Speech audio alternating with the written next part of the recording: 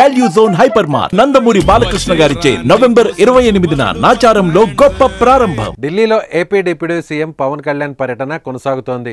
వివిధ కేంద్ర మంత్రులతో భేటీ అయ్యి రాష్ట్ర సమస్యలు, పిఠాపురం అభివృద్ధికి సంబంధించి వినతి పత్రాలను అందిస్తున్నారు.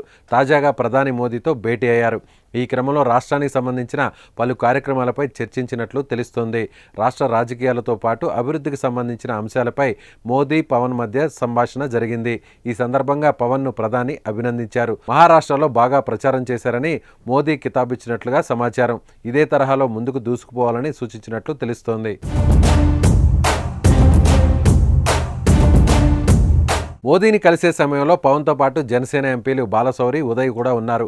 మోడీతో భేటీ అనంతరం పవన్ కళ్యాణ్ కీలక వ్యాఖ్యలు చేశారు. పార్లమెంట్ సమావేశాలు జరుగుతున్నప్పటికీ తన విలువైన సమయాన్ని ఏపీ ప్రజల కోసం ప్రధాని కేటాయించారని, ఈ సందర్భంగా ప్రధాని మోడీకి ధన్యవాదాలు తెలుపుతూ ట్వీట్ చేశారు పవన్ కళ్యాణ్.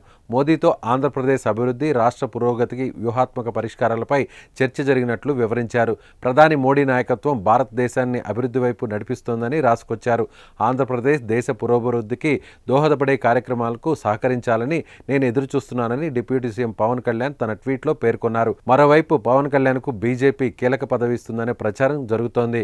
ఈ సమయంలోనే ఆయన ఢిల్లీలో పర్యటించడం, కేంద్ర మంత్రులు, ప్రధానిని పవన్ కలవడం ఆసక్తి రేపుతోంది.